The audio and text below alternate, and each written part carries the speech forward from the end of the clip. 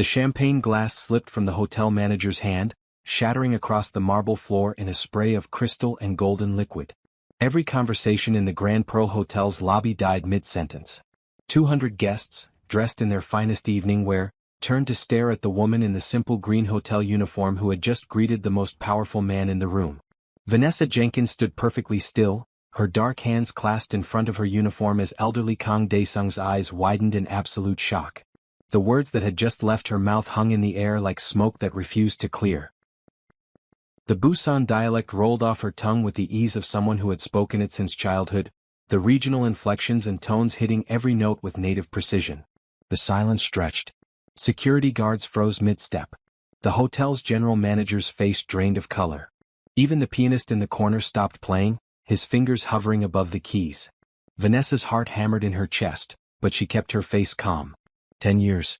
10 years of hiding, of scrubbing floors and changing sheets, of keeping her head down and her mouth shut. And she had just blown it all in 5 seconds. But she couldn't help it.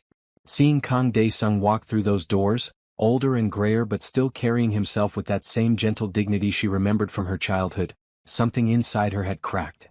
The careful walls she'd built around Park Min-ji, the girl she used to be, had crumbled at the sight of her dead father's best friend.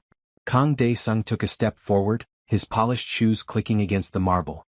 His eyes, sharp despite his 72 years, studied her face with an intensity that made her want to run. Behind him, his son Kang Junho stood frozen, his tall frame rigid in his navy blue suit, his expression caught between confusion and something else she couldn't name. "You speak Busan Sadaori," Dae-sung said slowly, his own accent thick with emotion. "Where did you learn this?" Vanessa's mind raced. She could lie. She could make up some story about language apps or a Korean boyfriend or college classes. But those excuses would never explain the perfect accent, the regional idioms, the way she'd used the formal grammar patterns that only someone raised in a traditional Busan household would know. "I lived there," she said quietly, still in Korean. "A long time ago." The old man's hands trembled. "What is your name, child?" "Vanessa Jenkins, sir." The English name felt foreign on her tongue after speaking Korean. "No." Dae-sung shook his head slowly. "Your real name." The question cut through her like a blade. Around them the crowd pressed closer, phones out, cameras ready. Hotel security shifted nervously. The general manager looked ready to faint. Vanessa opened her mouth, but no sound came out. Junho moved then, stepping between his father and the growing crowd of onlookers. "Everyone, please return to the reception," he said smoothly, his voice carrying authority despite its gentle tone. "The evening's program will begin shortly." Reluctantly, the guests dispersed, though whispers and stares followed Vanessa like shadows. The general manager rushed forward, stammering apologies, but Junho waved him away. "Miss Jenkins," Junho said, his dark eyes studying her face. "Perhaps you could show my father and me to a private room. We seem to have much to discuss." It wasn't a request. Vanessa nodded, her throat tight. She led them through the staff corridors, away from the glittering lobby, her green uniform a stark contrast to their expensive formal wear. Behind her, she could hear Dae-sung's labored breathing and Junho's steady footsteps. She opened the door to a small conference room, one typically used for staff meetings.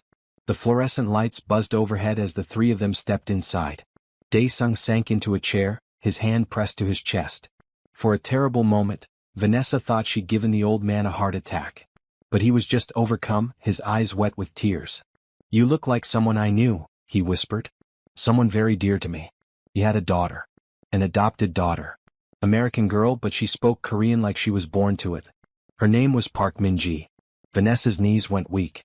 She gripped the back of a chair to steady herself. "Sir," she began, but he held up a hand. "Min-ji disappeared 10 years ago. The same night her father died. The police said she probably ran away, scared.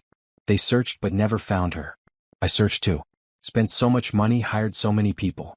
But she was gone. Like smoke." "Father," Junho said gently, placing a hand on the old man's shoulder. "You should rest. This is too much." "No." Dae-sung stood, using the table for support. He walked toward Vanessa, each step deliberate. When he stood before her, he reached out with a shaking hand and touched her cheek. "Minji had a small scar. Right here. From when she fell off her bicycle learning to ride. Park bought her that bike for her birthday. She was so excited, she didn't want to wait for training wheels."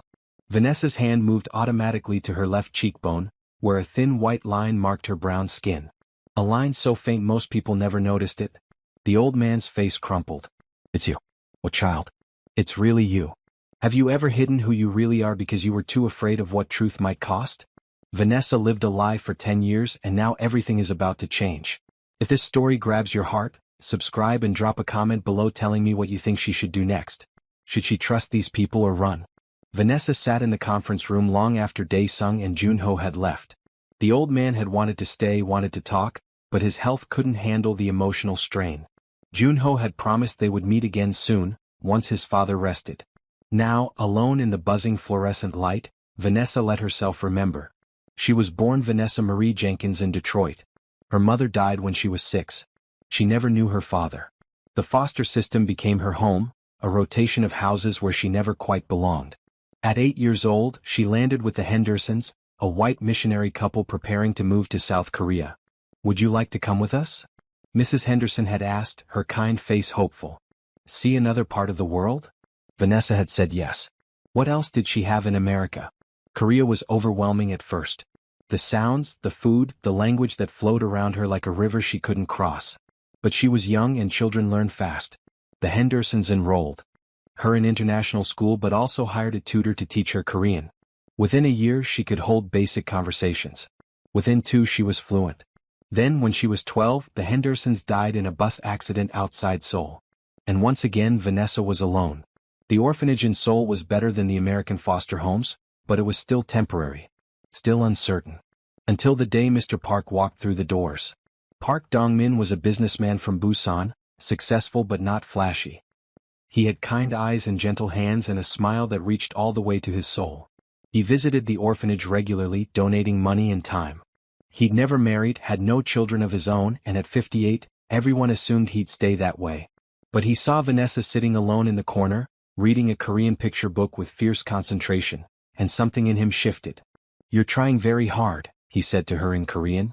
I want to get it right, she'd answered. Why? Because this is my home now. I should speak the language of my home. He'd smiled then, that beautiful warm smile. Would you like me to help you? 6 months later, after paperwork and interviews and home visits, Park Dong-min adopted Vanessa Jenkins and gave her a new name, Park Min-ji, his daughter. They moved to Busan, to a comfortable apartment near Haeundae Beach. He taught her about business, about honor, about kindness.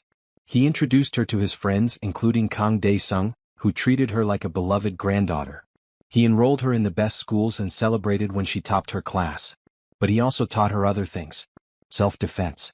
Observation. How to read people and situations. The world can be dangerous, Min-ji, he'd said. I want you to be able to protect yourself. She thought it was just a father's worry.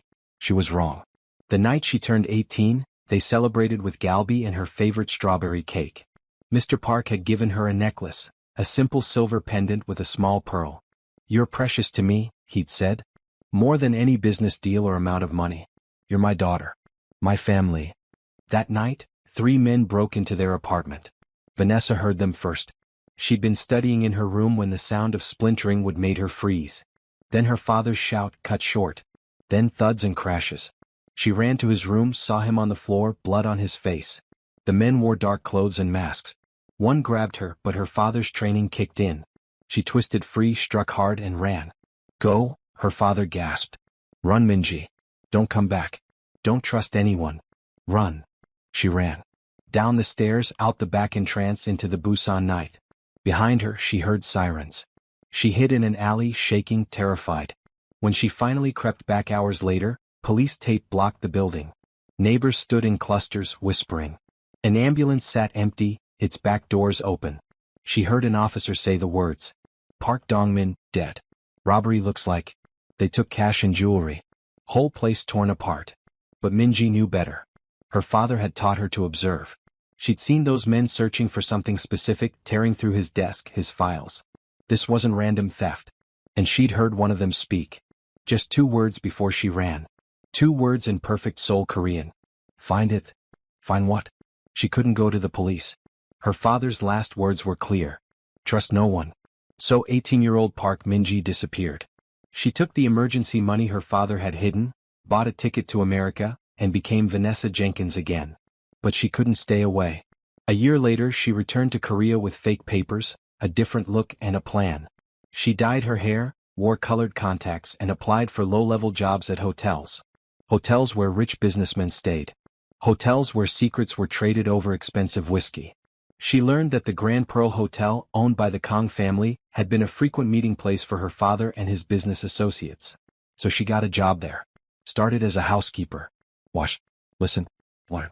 For 10 years she cleaned rooms and observed the powerful men who moved through the hotel's halls. She learned their routines, their associates, their business dealings. She searched for connections to her father's death. And she waited. Now, sitting in this conference room, Vanessa wondered if her waiting was over. Kang Dae-sung had found her. Or she'd found him. Either way, the careful life she'd built was crumbling. Her phone buzzed. A text from an unknown number. Tomorrow. 2 p.m. My office. We need to talk. Kang Jun-ho. She stared at the message. Tomorrow she'd have to decide. Keep running or face the truth. For the first time in 10 years, Vanessa thought maybe, just maybe, she was tired of running. Jun-ho couldn't sleep. He sat in his penthouse apartment, the Busan skyline glittering through floor-to-ceiling windows, and thought about the woman in the green uniform. Park Min-ji. The name echoed in his mind. He'd heard it before years ago. His father had mentioned her, the lost daughter of his dear friend Park Dong-min. The child who vanished the night her father died.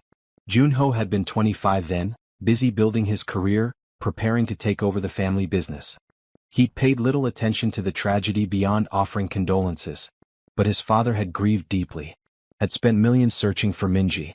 Had blamed himself for not protecting Park better. And now she was here. Working in their hotel. For 10 years. What? Jun-ho opened his laptop and pulled up Vanessa Jenkins' employment file. Hired 9 years ago as a housekeeper. Promoted to housekeeping supervisor after 3 years. Excellent performance reviews. Never missed a day. Never caused problems. Perfect employee. Too perfect. He dug deeper, using resources most people didn't have access to. Background checks. Immigration records. Financial history. Vanessa Jenkins existed on paper. Born in Detroit. Foster care records. Passport. Social security number. But the trail was clean. Too clean. Like someone had carefully constructed a believable life. His phone rang. His father. You can't sleep either, Dae-sung said. No. She's really heard Jun-ho. I'd know those eyes anywhere. She has her father's eyes. Why did she hide?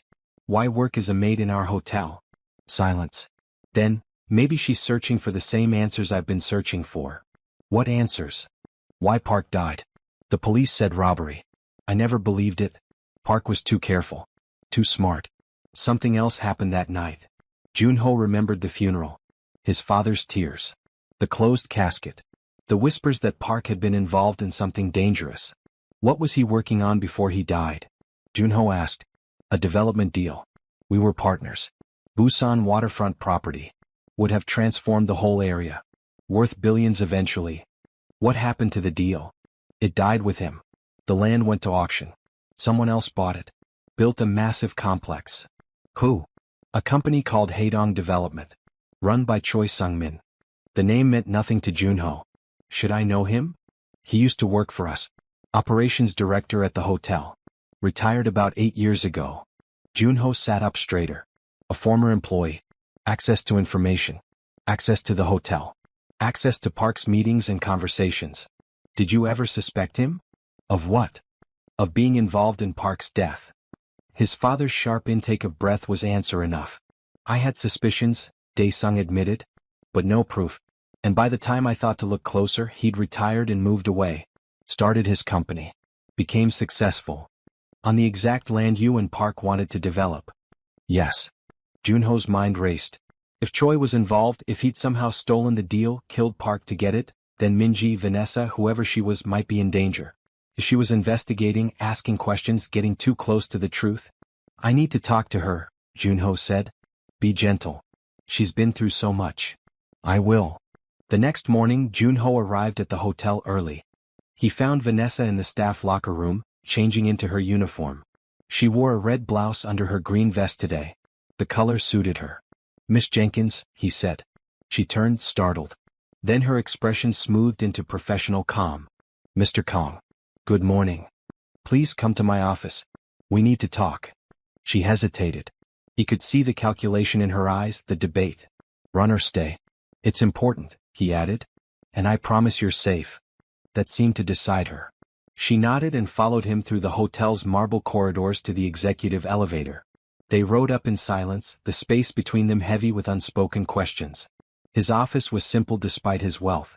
A large desk, comfortable chairs, windows overlooking Houndy Beach. He gestured for her to sit. Coffee? Tea? No, thank you. He sat across from her, not behind his desk. Equal ground. My father told me about you. About Park Min-ji. About what happened 10 years ago. Her hands clenched in her lap. I don't know what you mean. Please don't lie. Not anymore. I want to help. Why would you help me? Because your father was my father's best friend. Because you've been alone for 10 years. Because whatever you're looking for, whatever you're trying to find, you don't have to do it by yourself anymore. Her eyes glistened. She blinked hard, fighting tears. I don't know if I can trust you. I understand. But I'm asking you to try. She was quiet for a long moment. Then, what do you know about Choi Sung-min? Junho's pulse quickened. He used to work here. Operations director. He retired and started a development company. He built on the land my father wanted to develop. Yes. That's not a coincidence. No, I don't think it is. Vanessa leaned forward. I've been watching him for 3 years. He comes to this hotel sometimes for business meetings. I've listened to his conversations, read papers he leaves behind, tracked his associates. He's connected to something bigger. Something dangerous. What are you planning to do? Find proof. Find out if he killed my father. And then. She paused. I don't know. I used to think I wanted revenge. Now I just want truth. Junho made a decision. I have resources. Money. Lawyers. Investigators. Let me help you find that truth. Why would you do that? Because it's the right thing to do. Because your father deserves justice. Because you deserve to stop hiding. He saw her throat work as she swallowed hard. Saw the walls she'd built around herself crack just a little. If I accept your help, she said slowly, things will change. My life here, my cover, everything. Maybe change is good. She studied his face for a long time. Then to his surprise she smiled. It was small, tentative, but real. Okay, she said. I accept. And thank you. Thank you for offering. You don't have to thank me. Yes, I do. You could have turned me over to the police for working under false papers. You could have fired me. Instead, you're helping. That means something. Junho felt something warm unfold in his chest. Looking at her, sitting straight and proud despite everything she'd endured, he realized this was more than just helping his father's friend's daughter. This was the beginning of something he hadn't expected. There's something else, he said. I'd like to offer you a different position. My personal assistant. Your language skills, your intelligence, they're wasted on housekeeping. And it would give you better access to information, better ability to investigate. He saw the hesitation in her eyes. The fear of being too visible. Think about it, he added quickly. You don't have to decide now. But Vanessa shook her head. No. I accept. You're right. This is a good opportunity. Thank you for thinking of me. Her gratitude was genuine, and it made Junho want to do more, give more, help more. When can you start? Tomorrow? Perfect. As she left his office, Junho watched her go and wondered what he'd just set in motion. His life had been predictable, controlled, carefully managed. But Vanessa Jenkins, Park Min-ji, this woman with 2 names and a decade of secrets, had just walked into it like a storm. And somehow he didn't mind at all. Working as Junho's assistant was nothing like cleaning hotel rooms. Vanessa sat at a desk outside his office, fielding calls, managing schedules, translating documents. She wore business clothes now, a blue blazer and matching skirt her first day, and felt exposed without her uniform to hide behind. But it was also liberating. For 10 years, she'd made herself invisible. Now people saw her, acknowledged her, respected her. Junho treated her like a colleague, not a subordinate. He asked her opinion on business matters, included her in meetings, and shared meals with her while they worked late. He was kind in ways she hadn't expected. Thoughtful. Funny even. You don't have to work so hard, he said one evening as she stayed late translating a contract. The document can wait until tomorrow. I don't mind. I want to do a good job. You're doing an excellent job. Better than my last 3 assistants combined. She glanced up from her computer. What happened to them? They quit. Said I was too demanding. He smiled. Was I? Probably. But I don't mind demanding. I like having work that matters. He studied her face. You've spent 10 years doing work that didn't match your abilities. That must have been frustrating. It was necessary. Was it? Or were you punishing yourself? The question cut deep. Vanessa set down her pen. What do you mean? You survived when your father didn't. Maybe part of you felt guilty about that. So you made yourself small. Made yourself suffer. Tears pricked her eyes. You don't know what you're talking about. Don't I? He came around the desk, sat in the chair beside hers. My mother died when I was 16. Cancer. I watched her waste away for 2 years. After she died, I threw myself into school, into work. I barely slept. Barely ate. My father finally sat me down and said, your mother would be heartbroken to see you destroying yourself in her name. Vanessa wiped her eyes. What did you do? I learned to live again. To honor her by being happy, not by being miserable. That's different. Your mother died of illness. My father was murdered. And you think he'd want you to spend your life hiding? Working jobs beneath you? Never letting anyone know the brilliant, capable woman you are? She had no answer for that. Junho reached over and gently touched her hand. Minji. Vanessa. Whoever you are. You deserve more than survival. You deserve a life. Something shifted between them in that moment. Something warm and dangerous and terrifying. Vanessa pulled her hand away gently. We should focus on the investigation. If he was hurt by her withdrawal, he didn't show it. Of course. I've hired a private investigator. He's looking into Choi's business dealings from 10 years ago. Good. I've been watching the hotel's old security footage archives. The night my father died, he had a meeting here. In one of the conference rooms. With who? Your father. And 3 other men. I couldn't identify them all, but one of them was Choi. Junho leaned forward. So Choi was definitely involved in the development deal. Yes. And 2 days after my father died, Choi resigned from the hotel. Told your father he wanted to start his own business. Convenient timing. Very. Over the next weeks they fell into a rhythm. Days spent working on hotel business, evenings spent investigating. Junho's private investigator uncovered financial records showing Choi had received a large cash payment shortly before Park's death. The source was hidden behind shell companies. Vanessa cross-referenced dates and found that Choi had taken a sudden vacation the week of the murder. Told the hotel he needed time off for family matters. But he had no family. He'd returned a week later and worked normally until his resignation. They were building a case. Slowly. Carefully. But they were also building something else. A friendship that felt like it might become more. Junho brought her favorite coffee every morning. She learned he liked his documents. Organized by color, not date. He taught her about the hotel business. She taught him phrases in Busan dialect that made him laugh. One night, working late in his office, Vanessa found herself telling him about her childhood. About foster care and feeling unwanted. About the Hendersons in Korea and finally finding a home with Mr. Park. He made me feel like I belonged, she said softly. Like I mattered. No one had ever done that before. You do matter, Junho said. More than you know. The way he looked at her made her heart race. Made her wonder what might happen if she let herself feel what was growing between them. But before she could respond, her phone buzzed. A message from an unknown number. Stop digging or you'll end up like Park. Her blood went cold. She showed Junho the screen. His jaw tightened. Someone knows we're investigating. Choi. Maybe. Or someone working for him. I'm not stopping. I didn't think you would. But we need to be more careful. That night, Junho insisted on driving her home. As they pulled up to her small apartment building, he turned to her. Stay at my place tonight. Or let me hire security for you. Please. I'll be fine. Minji. Vanessa. Here I'm still Vanessa. Vanessa then. I can't lose you. Not when we're so close to answers. The concern in his voice warmed her. You won't lose me. I've been taking care of myself for a long time. That doesn't mean you have to keep doing it alone. She smiled despite her fear. I'm not alone anymore, am I? No. You're not. She went inside, locked her door and sat in the dark, thinking about the message. Someone was watching. Someone was scared. Good. Let them be scared. She was done hiding.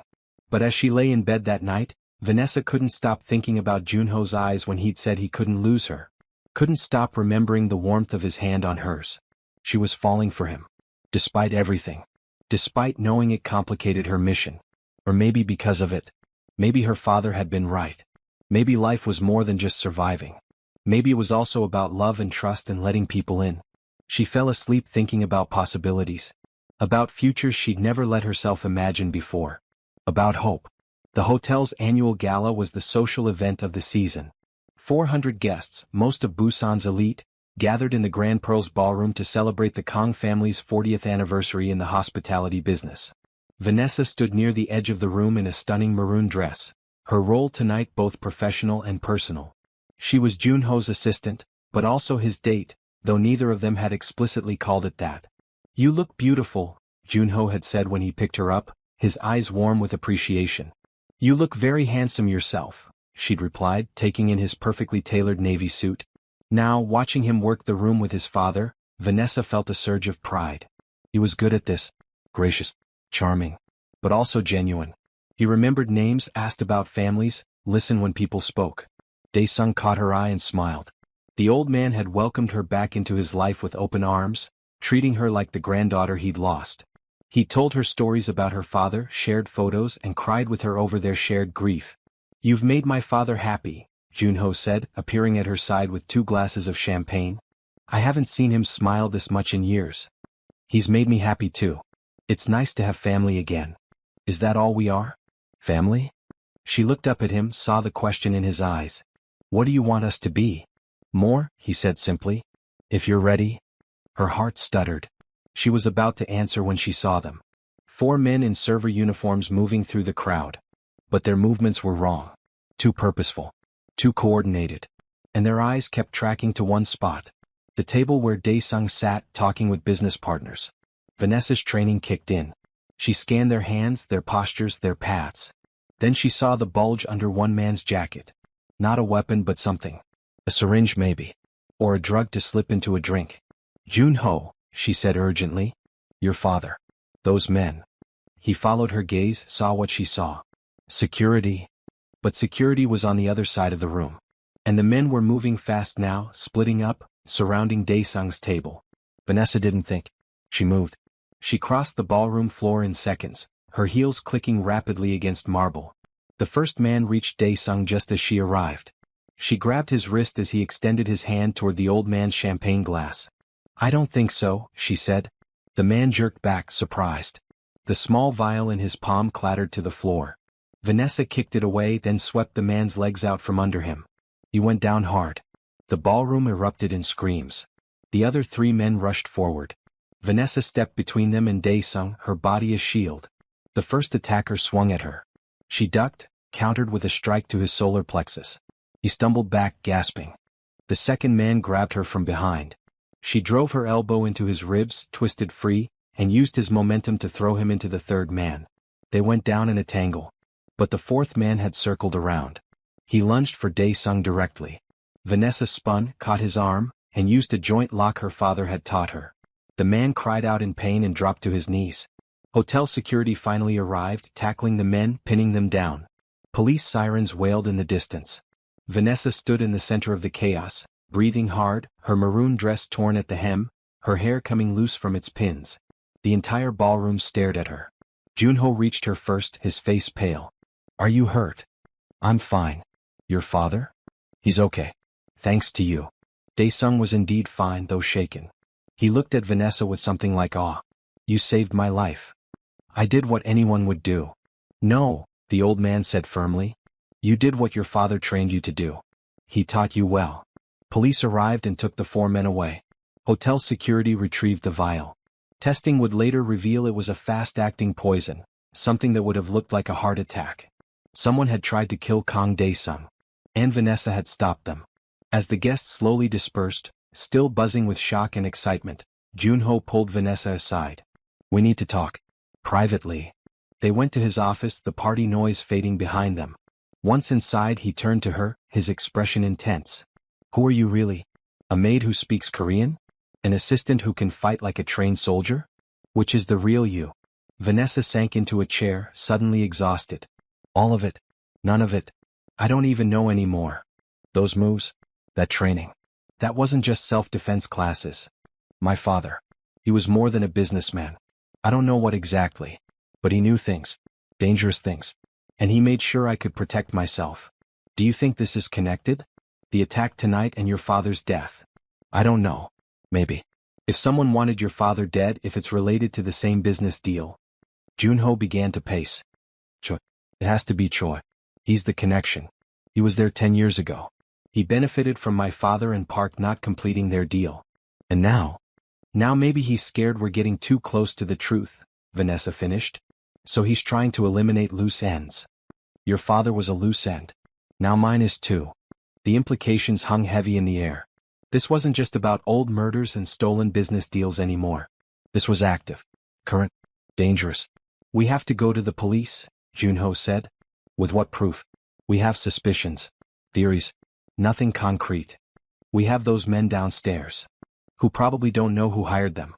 These things are always layered, insulated. So what do we do? Vanessa stood, moved to the window, looked out at the glittering Busan skyline. We do what we've been doing. We investigate. We find proof. But now we know we're on the right track. Because someone is scared enough to try to kill your father. I won't let you put yourself in danger. She turned to face him. You can't stop me. Minji. This is my choice. My father's death. My quest for truth. You can help me or not, but I'm not stopping. He crossed to her in 3 long strides, took her hands in his. Then I'm helping. All the way. Whatever it takes. Even if it's dangerous? Especially then. She looked up at him, saw the determination in his face. Saw something else too. Something that made her breath catch. Junho. I'm falling in love with you, he said quietly. I know it's complicated. I know this isn't the right time. But almost losing my father tonight, seeing you fight for him, I realized I can't keep pretending what I feel isn't real. Vanessa's eyes filled with tears. This is crazy. We barely know each other. I know enough. I know you're brave and loyal and brilliant. I know you've survived things that would have broken most people. I know when I'm with you, I feel more alive than I've felt in years. I'm falling for you too, she whispered. And it terrifies me. Why? Because caring about people means you can lose them. And I've lost everyone I've ever loved. You won't lose me. You can't promise that. Then I'll promise this. For however long we have, I'll be here. I'll stand with you. I'll fight with you. And I'll do everything in my power to keep you safe. He leaned down and she rose up to meet him, and when their lips touched, it felt like coming home. The kiss was gentle at first, tentative. Then deeper, more urgent, full of all the emotions they'd been holding back. When they finally pulled apart, both breathing hard, Vanessa rested her forehead against his. Okay, she said. Okay, let's do this together. The investigation? Everything. The investigation. The danger. Whatever comes next. Together. He smiled, that beautiful warm smile that reached his eyes. Together. Outside, the Busan night sparkled with lights and life. Inside Junho's office, Vanessa felt something she hadn't felt in 10 years. She felt like she'd found her way home. The next morning, Junho called an emergency meeting in his father's private study. Dae-sung sat in his favorite chair, looking older and more tired than usual. The attempted poisoning had shaken him deeply. Tell me everything, the old man said. No more secrets. No more protection. I want to know what you two have been investigating. Vanessa and Junho exchanged glances. Then together they laid it all out. The development deal from 10 years ago. Choi's suspicious resignation and sudden wealth. The financial records showing unexplained payments. The timeline that connected everything. Dae-sung listened in silence, his face growing graver with each revelation. When they finished, he was quiet for a long moment. Then he stood and walked to his wall safe. He spun the combination, opened it, and pulled out a thick folder. I've been keeping these for 10 years, he said, placing the folder on his desk. I couldn't prove anything. But I knew. In my heart, I knew Park's death wasn't random. The folder contained documents.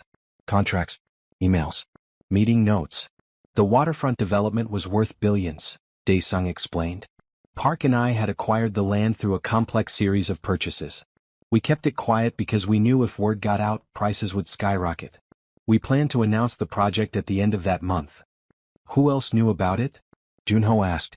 Just a few people. My operations director at the time. A lawyer. And Park's financial advisor. What happened to the lawyer and the financial advisor? The lawyer moved to Singapore. Still there as far as I know. The financial advisor died 3 years ago. Cancer. Vanessa felt a chill. Convenient. I thought so too. But the doctor said it was legitimate. Stage 4. Nothing suspicious. She leafed through the documents. Saw her father's handwriting on some of them. Saw his signature.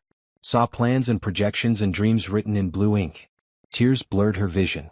Junho's hand found hers under the table, squeezed gently. "There's more," Dae-sung said quietly. "The day before Park died he called me. Said he'd discovered something. Something wrong with the deal. He was meeting with someone that night to discuss it." "Who?" Vanessa asked urgently. "He wouldn't tell me. Said he needed to be sure first. Said he'd explain everything the next day." The old man's voice broke. "But he never got the chance."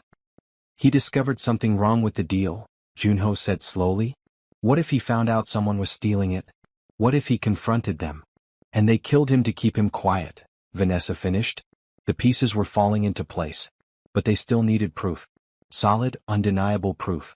"The police never really investigated," Dae-sung said bitterly. "They saw a break-in, saw a dead man, called it robbery. I tried to push them to look deeper, but—" He shrugged helplessly. "I had no evidence. Just suspicions." "We need to find that evidence now," Junho said. "Before whoever is behind this tries again." "I'm hiring round-the-clock security for you," he told his father. Dae-sung started to protest, but Junho cut him off. "Please, father. Let me do this. Let me protect you the way Park tried to protect what was his." The old man's eyes filled with tears. He nodded. Over the next days they worked tirelessly. Junho's private investigator dug deeper into Choi's financial history. Vanessa combed through old hotel records, security footage, anything that might provide a clue. She found something interesting. 3 days before her father's death, Choi had used his security clearance to access the hotel's executive floor after hours. The log showed he'd been in the business center for 2 hours. What was he doing? Junho asked. The business center has computers, printers, document scanners. He could have been copying files. Park's files. They requested the server logs from that time period. Most had been overwritten or deleted, but they found fragments. Fragments showing someone had accessed Park's cloud storage account. How did he get the password? Vanessa wondered. He worked in operations. He had access to a lot of systems. Maybe he had IT create a backdoor. They tracked down the IT manager from that time. The man was retired now, living in Seoul. Junho called him. Yes, he remembered. Choi had asked him to reset Mr. Park's password once. Said it was an emergency. The IT manager, trusting his superior, had done it. One more piece of the puzzle. But they still needed the big piece. The proof that Choi had actually killed Park or ordered his death. That's when Vanessa had an idea. What if we make Choi think we have proof? She said. What if we set a trap? Junho looked worried. That's dangerous. Everything about this is dangerous. But if we can get him to incriminate himself, to confess or make a move that exposes him. How would we do that? She thought for a moment. We leak information. We let him know that Park's daughter is alive. That she has her father's files. That she's ready to go to the police. He'll come after you. Exactly. And when he does, we'll be ready. We'll record everything. Get him on tape confessing or trying to silence me. Junho shook his head. I don't like it. You're making yourself bait. It's the only way. There has to be another way. Dae-sung, who'd been listening quietly, spoke up. The girl is right. Sometimes the only way to catch a rat is to offer cheese. Father. I lost Park because I wasn't brave enough to face the danger head-on. I won't lose his daughter the same way. He turned to Vanessa. But you won't do this alone. We'll have security, police, everything we need to keep you safe. Vanessa felt gratitude wash over her. Thank you. Thank you for believing in me. For helping me. Your family, Dae-sung said simply. This is what family does. The plan came together quickly. They would leak information through carefully chosen channels. Business contacts who couldn't keep secrets. Hotel employees known to gossip. Within days, word would reach Choi that Park Min-ji was alive and had evidence. Then they would wait. The night before they set the plan in motion, Junho and Vanessa sat together in his apartment, looking out at the city lights. Are you scared? He asked. Yes, but also ready. I've been waiting for this for 10 years. What happens after? When this is over? She turned to face him. What do you want to happen? I want you to stay. Here in Busan. With me. With my father. I want you to stop hiding and start living. As who? Vanessa? Min-ji? As yourself. Whoever that is. She leaned against him, felt his arm come around her shoulders. I'd like that. A life. A real one. Then promise me you'll be careful. Promise me you'll come back to me. I promise. And Junho? Thank you. For everything. For seeing me when I was invisible. For helping when you didn't have to. For loving me even though I'm complicated and broken and... He turned her face to his, kissed her gently. You're not broken. You're strong. And I love you exactly as you are. She kissed him back, pouring all her hope and fear and love into it. Tomorrow the trap would be set. Tomorrow the endgame would begin. But tonight, she let herself believe in futures and possibilities and happy endings. Tonight, she let herself hope. The leaked information spread like wildfire through Busan's business community. Park Dongmin's adopted daughter was alive. She had files. Evidence. She was ready to talk. Within 2 days they got their first response. A message sent to the hotel's main email, addressed to Park Min-ji. We should meet. Discuss your father. I have information you want. Come alone. Houndy Beach, midnight tomorrow. It was unsigned. But the IP address traced back to a computer at Haedong Development. Choi's company. It's a trap, Junho said flatly. Of course it's a trap. That's the point. I don't want you going alone. I won't be alone. You'll have people watching. Cameras. Police nearby. They spent the day preparing. Plainclothes officers positioned around the beach. Cameras in Vanessa's bag and coat. A wire that would record everything. Daesung wanted to be there too, but Junho refused. You need to stay safe. If this goes wrong. It won't go wrong, Vanessa said with more confidence than she felt. The next night, she walked onto Houndy Beach alone. The ocean whispered against the sand. The moon hung low and full. She wore a blue jacket against the cool air and carried a bag with fake documents inside. She waited. At 12:03 a figure approached. Not Choi. A younger man in dark clothes. Park Min-ji? He asked in Korean. Yes. Come with me. Someone wants to talk to you. I was told to meet here. Plans changed. Cars waiting. This wasn't part of the plan. If she got in a car, the police might lose her. The cameras might not catch what happened next. But if she refused, she'd never get answers. She made a choice. Okay. Lead the way. The man led her to a black sedan. She climbed in the back seat. Another man sat beside her. The doors locked. They drove in silence through Busan streets. Vanessa watched their route, memorizing turns and landmarks. They headed toward the industrial district, an area of warehouses and old factories. The car stopped outside a renovated building. Inside it was surprisingly nice. Clean. Modern. An office space. They led her to a conference room on the second floor. And there, sitting at the head of a long table, was Choi Sung-min. He was in his 70s now, his hair white, his face lined. But his eyes were sharp and cold. Park Min-ji, he said almost fondly. You've grown into a beautiful woman. Your father would be proud. Vanessa fought to keep her voice steady. You knew my father? Very well. We worked together. Good man. Shame what happened to him. Shame. Is that what you call murder? Choi's expression didn't change. Murder? The police said it was a robbery. The police were wrong. Were they? He gestured to a chair. Please sit. Let's talk like civilized people. Vanessa sat, though every instinct screamed at her to run. She could feel the wire against her skin, recording. Could imagine Junho listening somewhere, terrified. You said you had information about my father, she said. I do. And you said you had evidence. Files. Documents that implicate someone in his death. Maybe I do. Show me. First, you tell me what you know. Choi smiled. It was not a kind smile. Your father discovered something he shouldn't have. A detail in the development deal. A clause that would have given someone else controlling interest after the project launched. Who? Me. Vanessa's heart pounded. He was admitting it. On tape. You stole his deal. I improved it. Your father and Daesung were thinking too small. I saw the bigger picture. So you killed him? I didn't say that. But you're not denying it. Choi stood, walked to the window. Your father was going to expose me. Going to tell Daesung. Going to ruin everything. I couldn't allow that. So you sent men to kill him. I sent men to convince him. To make him see reason. Things got out of hand. Vanessa stood too, rage flooding through her. Things got out of hand? You murdered a good man. A kind man. My father.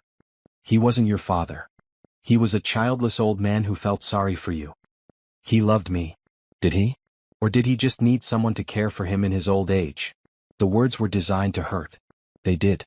But they also strengthened her resolve. Where are the files? Choi asked, turning back to her. Somewhere safe. I don't believe you have anything. Then why am I here? Because I wanted to see if you were as stupid as your father. Coming here alone. Trusting a message from a stranger. He smiled again. You are. Vanessa's hand moved to her bag where her phone was, where a panic button would alert Junho and the police. But Choi was faster. He pulled out a small device, pressed a button. Every light in the building went out. Emergency power kicked in with dim red lighting. Signal jammer, Choi said pleasantly. Your wire is useless. Your phone too. No one can hear you now. Fear lanced through her. But Vanessa had lived through worse. She'd survived 10 years alone. She wouldn't break now. The police know I'm here, she said. The police are watching an empty beach. My associate made sure you lost your tail. He moved closer. Too close. Vanessa shifted her weight, ready to fight. You have two choices, Choi said. Give me whatever evidence you think you have. Disappear again. Or end up like your father. There's a third choice. Oh. I fight. I survive. And I make sure you pay for what you did. Choi laughed. You're brave. I'll give you that. But bravery doesn't stop a fall from a high window. He gestured to his men. 3 of them moved toward her.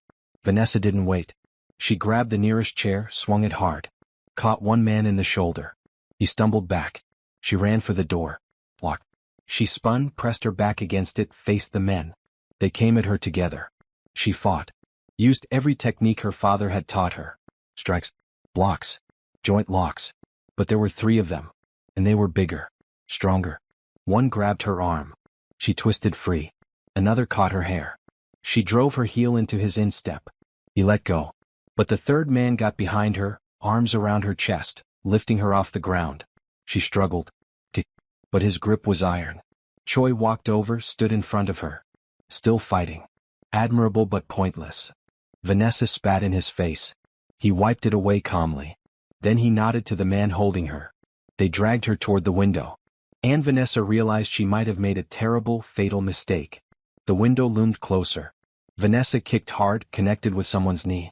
A grunt of pain. But the grip didn't loosen. Then suddenly the door exploded inward.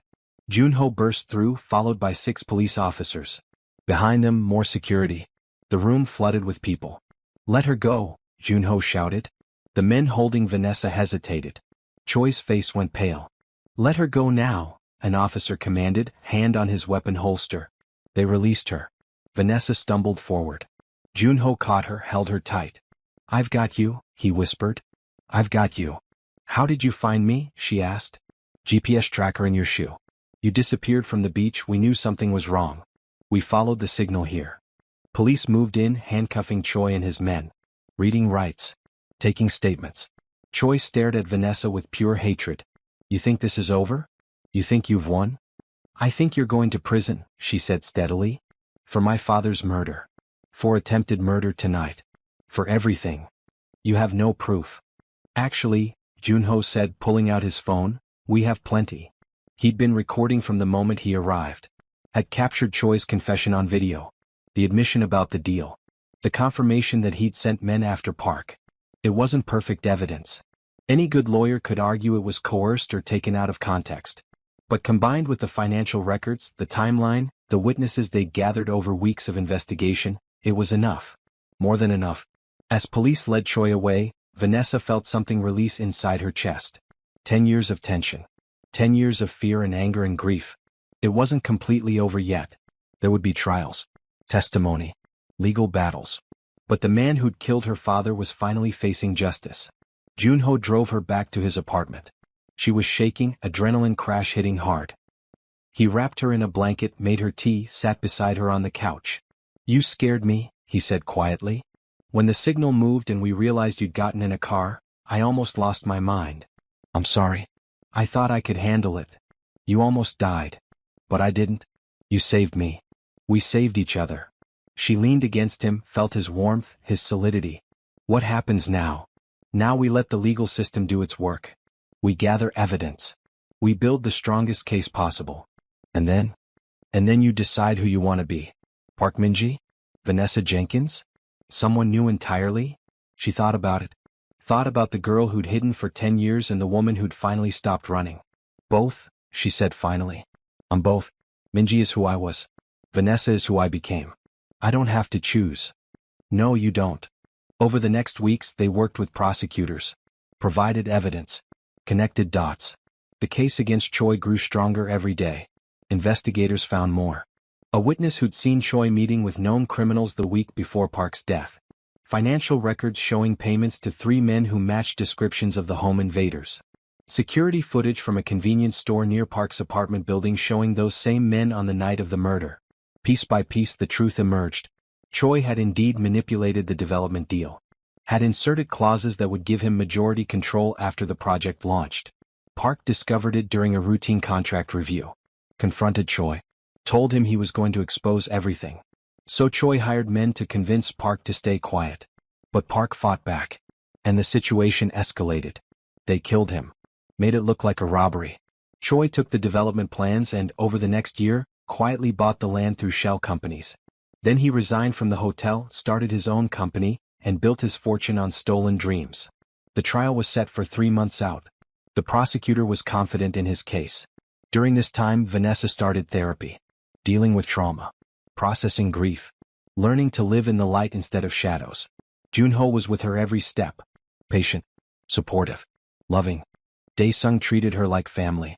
Invited her to dinners. Shared stories about her father. Helped her remember the good times, not just the terrible end. One evening, sitting in Dae-sung's study, the old man showed her something. A box of her father's belongings. Things he'd kept after the murder. Things the police had released after the investigation closed. I always hoped I'd be able to give these to you someday, Dae-sung said. Inside were photos, documents, a watch, and a letter. The letter was addressed to Park Min-ji, written in her father's handwriting, dated the day before he died. With trembling hands, Vanessa opened it. My dear Min-ji, it began. If you're reading this, something has happened to me. I've discovered something that might put me in danger, and I want you to know the truth. I've been investigating irregularities in a business deal. I believe someone is trying to steal it. Tomorrow I'm confronting them.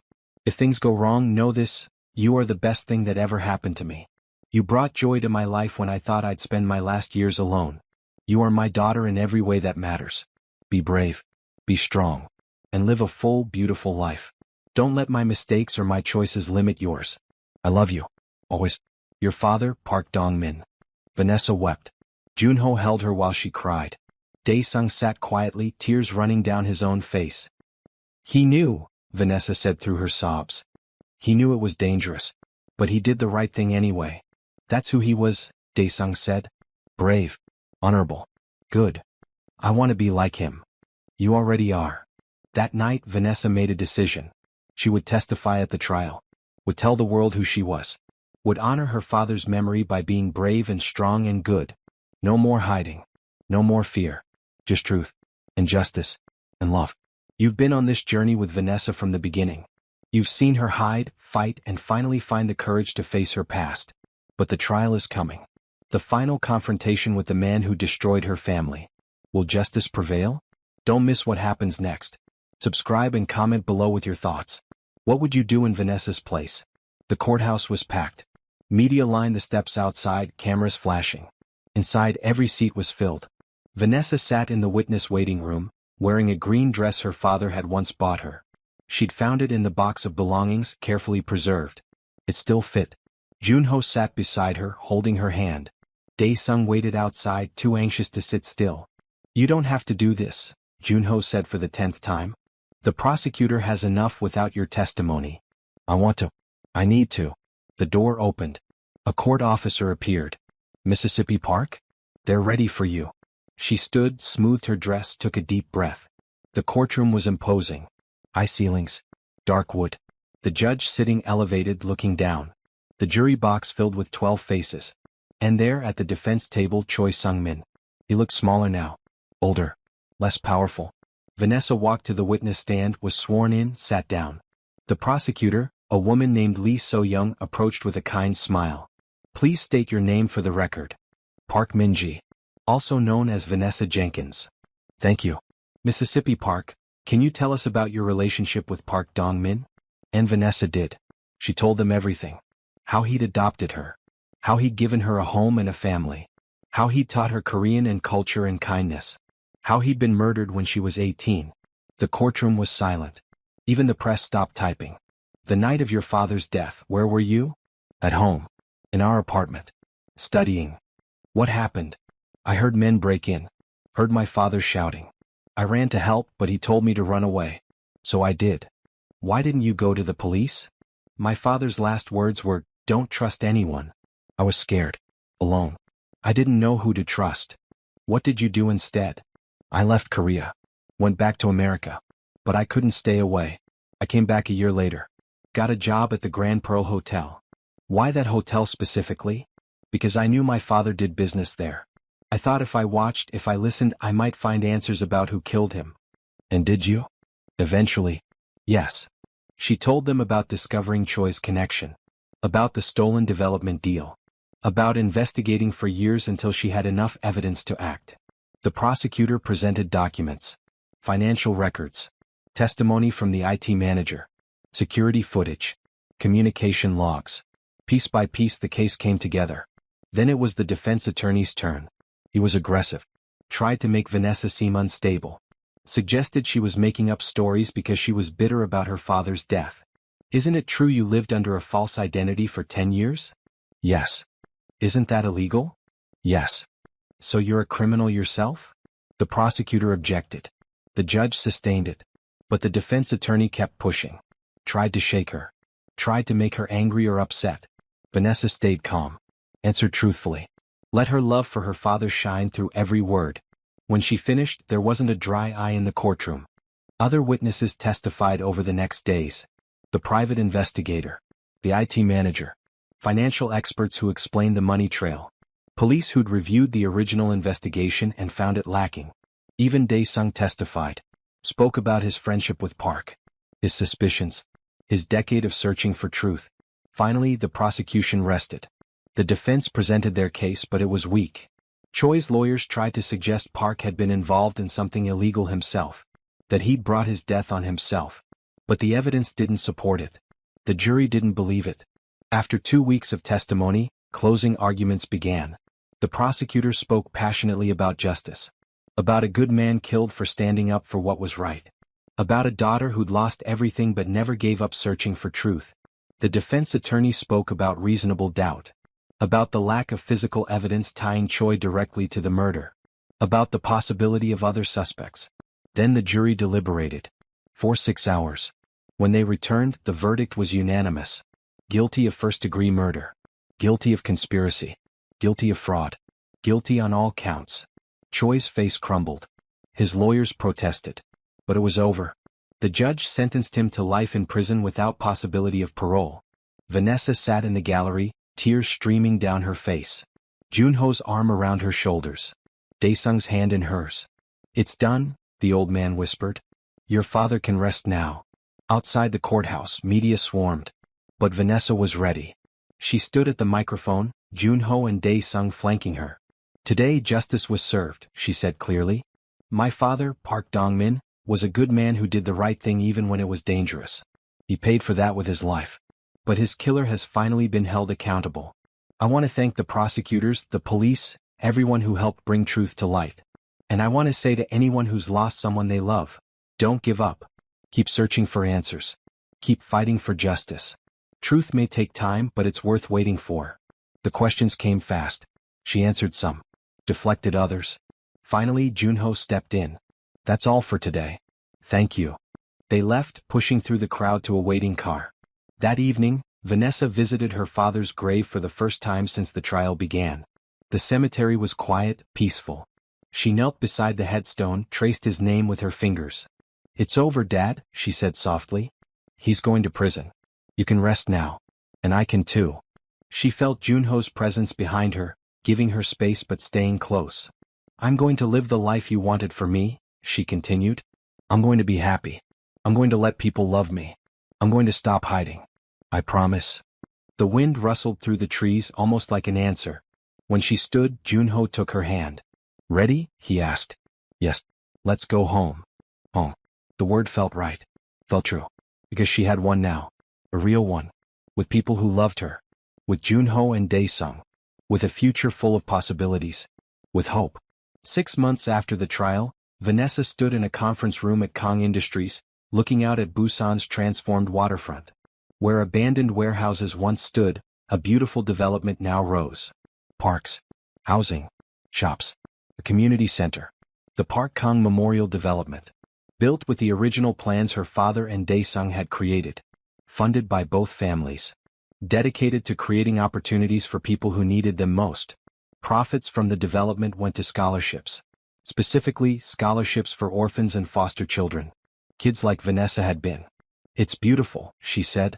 Junho came up behind her, wrapped his arms around her waist. "Your father would be proud. Our fathers would both be proud." She turned in his arms, looked up at him. He smiled, that warm smile that still made her heart skip. "I have something for you," he said. He pulled a small box from his pocket. Opened it. Inside was a ring. Simple. Elegant.